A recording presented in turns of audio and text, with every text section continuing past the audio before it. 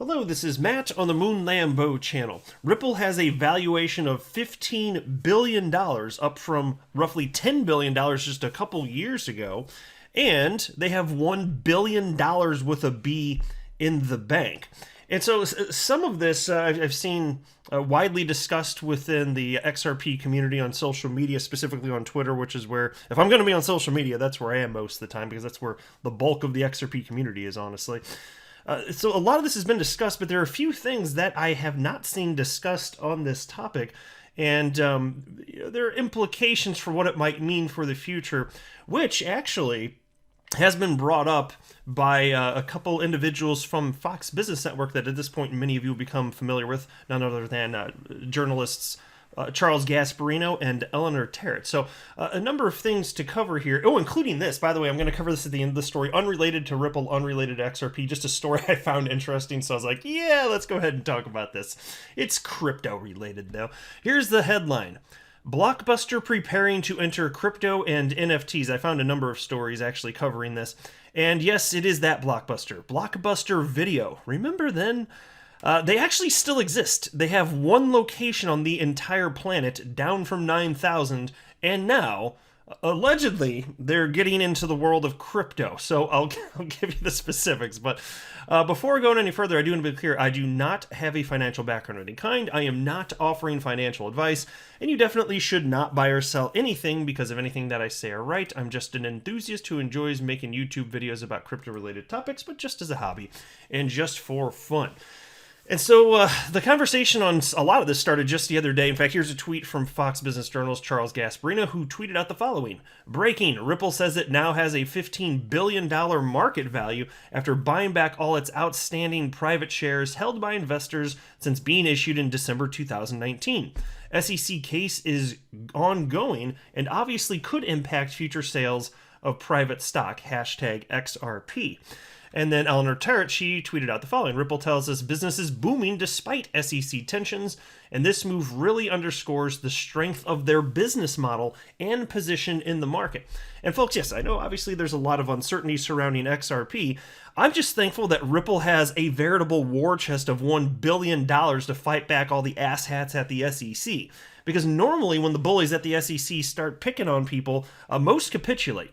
You may have heard the figure, and it's true, that about 95% of all actions brought against individuals and entities, typically business entities, actions brought against those by the SEC, usually claiming that there's been some sort of securities violation, about 95% of those end up in settlement.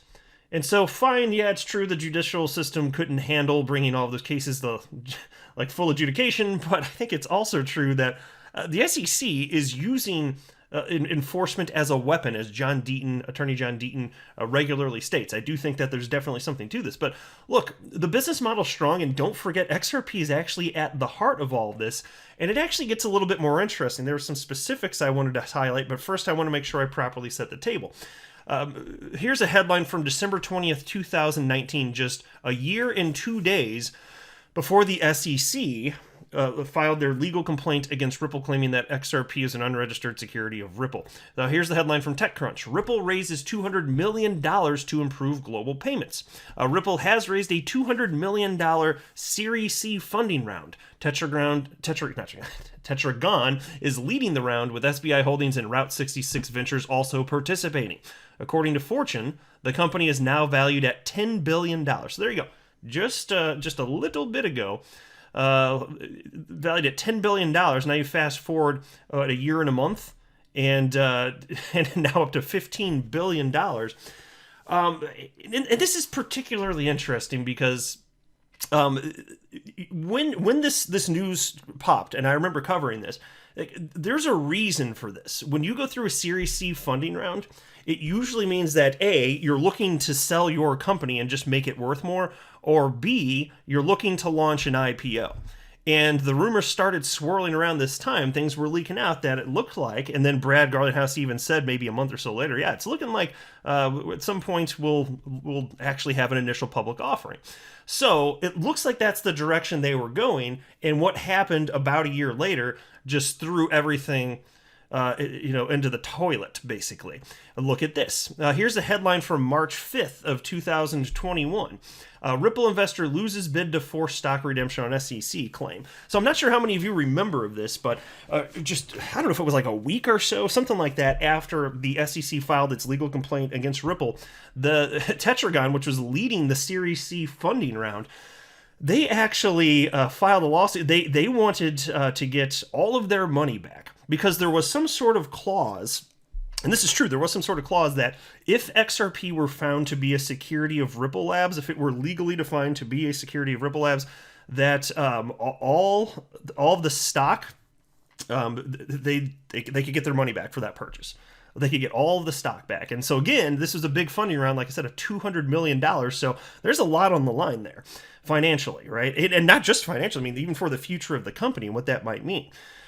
So a lot on the line. Now, it ends up that the judge found that this was complete nonsense because it's not the case that XRP was found to be a security. It's the case only that the SEC is claiming that XRP is a security. So the SEC making the claim is not equivalent to XRP being a security. These are two different things. So the judge found that, and Tetragon actually, as a result, was just kind of stuck. But this is why this is so interesting, though, because, again, they just wanted their damn money back, right? That's all they wanted. And it's funny because Ripple didn't want to give them their money back. But here we are, less than a year later, and they ended up buying all of the stock back. Do you see how interesting that is? Like, why is this the case? And there's actually even more to it than that, but let me cover a little bit from this article from Decrypt, which is headlined as follows. Ripple hits record $15 billion valuation after buying out Series C investors. Ripple announced on Tuesday that it has bought back the shares from the investors who financed its $200 million Series C round in December of 2019. According to the company, the new share purchase values the company at $15 billion, a third more than the $9.8 billion valuation the company received at the time of the Series C. The buyback and the valuation is notable because it suggests that Ripple is feeling bullish about its prospects despite an SEC lawsuit that rocked the company at the end of 2020. Let me pause. And that is true. This is the response that most people seem to be having, is that this is a strong indication that Ripple wants to buy this now. They have a feeling that things are going to pop. So again, XRP, yes, being at the core of their business model, I can only imagine internally what they might think that might mean for XRP once there's sufficient legal clarity. But setting that aside, I think that they're anticipating that they will be able to go public, and things could really balloon very quickly. And so with them being in more control of the rest of the stock that was outstanding, if you don't need the money, hey, why the hell not? If you think it's going to be worth way more in the future anyway, right? Like, why the hell not? This looks on the surface to be a very good indication of their level of confidence, and probably a good indication that they think that they're sitting pretty as it pertains to this lawsuit. Anyway, piece continues though. The case, which is being closely watched by the broader crypto industry, turns on whether Ripple and its top executives sold the currency XRP to the public as unlicensed security. According to a Ripple spokesperson, the company bought out the investors with cash it had on hand. The spokesperson, check this out, this is amazing, guys.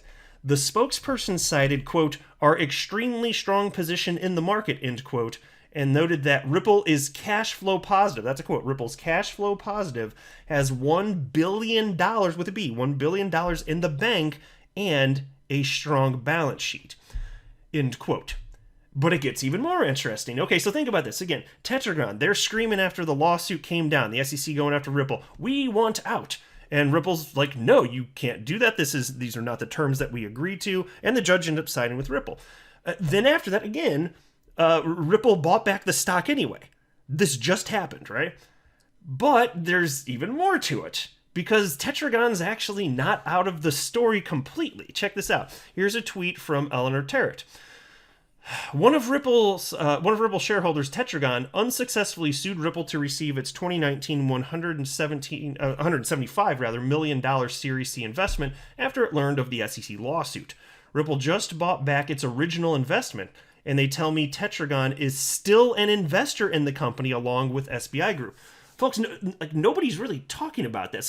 I'm not seeing. I mean, there's some people on social media, but I don't see that being mentioned as much. So yes, Ripple bought back that stock, but Tetragon still owns some portion of the company that was invested outside of that. I don't know what the dollar amount is. I have no idea. Again, the only reason we know about this is because executive, somebody at Ripple, told Fox Business Network, and that's how that came out, which they apparently said it was okay to report. But why is that? So they still wanted some exposure? Interesting, right? So it makes me wonder, because, Tetragram, obviously, to file that lawsuit against Ripple a year ago so quickly, they're like, oh my God, we need to get the hell out of this thing. Whatever we have to do, let's try and get out. And I think that they knew that it, per their agreements, that they weren't in the right to even attempt to do that. But it makes me wonder if maybe even Tetragon's a bit more confident that this whole thing might go well with Ripple. And so even if they're being more on the conservative side and they wanted to sell and were happy to get their money back, a huge portion of the stock, okay, fine, maybe that is the case, but maybe even they are kind of like, makes you wonder, right? And then there's this from Charles Gasparino on the same topic. Breaking, Ripple's repurchase of its private shares has some crypto investors feeling bullish about company's ability to prevail in SEC case and then IPO possibly this year. Others worry it's a move to limit liability in case of a loss. And so that was a tweet just yesterday from Charles Gasparino, and I am wondering, because I'm not seeing that idea prevail. Or at least let me word it like this, actually. The idea is not particularly prevalent on social media, not that I've seen this idea that this is actually some sort of liability in case the SEC loses its case. Because think about this. So Ripple chose to buy back the stock today, and whether they did it now or the case ended and Ripple failed and then maybe they still bought it back after, or who knows, maybe legally they would have been required to per some sort of previous agreement. Either way, they're still buying it. So I don't see, if I'm missing something, somebody tell me. But in terms of it being a potential liability, I don't see a particularly strong argument for that. But in terms of making sure you have greater ownership of your company, since you have so much money in the bank and such a strong balance sheet, that makes sense if you think you're going to be worth way more in the future. So I would guess, I'm just hazarding a guess, that it's probably more likely to be that. Anyway, and then into this next story. Oh, good old Blockbuster. Who doesn't feel nostalgia for a Blockbuster video? Man, they were massive. My gosh, it's kind of funny to think back on how we used to watch just any media in the past. You'd get in your car, you'd physically drive to a video rental store, select your little disc with content on it, and then drive back home and watch it. And it was even more ridiculous when there were cassettes. Like, I'm old enough that I remember the cassettes, because I'm 38 years old now. And so I remember being like 7 and 8 years old, and we would actually literally rent these stupid cassettes, and then you had to rewind them. Remember those stickers, Be Kind, Rewind? And some rental stores, if you didn't rewind, I'm sounding like old man, but there are some stores, if you didn't rewind, they'd actually charge you extra, because then their staff had to rewind it so that the next person that rented it got to just hit play and have that nice experience without having to wait a minute or two to rewind the cassette. It's just so old-timey and silly to think back, but I look back personally with fondness. It was a different time, a different era. But I think that a lot of people look back at it that way. I think it's pretty damn clear. And so Blockbuster at its peak had a crazy number of stores. There's actually only one store remaining. And there's a documentary made about this. I think the documentary itself is called The Last Blockbuster. I remember watching it. I think it's on Netflix right now. It's kind of interesting. For any of those, if you want to go down memory lane, feel a little nostalgic, you can check it out, The Last Blockbuster. I personally found it pretty interesting, but it still exists. One store still exists in 2022 out of all the thousands on the entire planet, and they're getting into crypto? WTF, mate, what's going on here? Well, let's dig in. So again, here's the headline from Yahoo Entertainment. Blockbuster preparing to enter crypto and NFTs. In the 1990s, Blockbuster, more formally known as Blockbuster LLC, I'd say Blockbuster Video, but anyway, was a global brand name. The brand had more than 9,000 stores worldwide and peaked in 2004 before online video streaming services hit the home entertainment market. Actually, so I don't have any kids, or at least none that I'm aware of, and so I do have a few nieces and nephews. So my older brother, he and his wife, they have he's 8, almost 9. Yeah, he'll be 9. Man, time flies. He'll be 9 in March. But a year or two ago, I remember my brother telling me about his kid. He said, because everybody's just streaming now, and he's like, yeah. So I was with our son at Grandma and Grandpa's house, and they were watching just regular cable television, and he was watching a show, and then it got interrupted with commercials, and he got mad. He's like, what is this? Where'd my show go? Like, I didn't even think about it like that. I was like, we don't really get interrupted with commercials so much these days. Yeah, I mean, if you have a subscription service, maybe there are different tiers, on platforms like there's, YouTube, maybe. What else? Maybe Hulu? Do they still do that? I don't know. But generally speaking, you're just streaming stuff and you don't encounter that. I don't know. I just think it's funny. We're just growing up in totally different eras here. But anyway, the Great Recession of 2008 and video on-demand streaming services brought the Blockbuster journey to an end. In 2010, the Blockbuster filed for bankruptcy protection and was subsequently purchased by Dish Network. Just 1,700 stores remained at the time of the acquisition.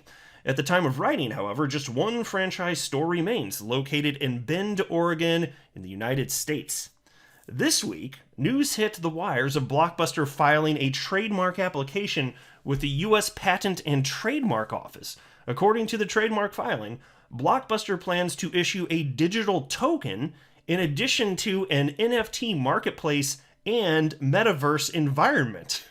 What? A move into NFT space and metaverse could be a headache for companies such as Netflix, Inc.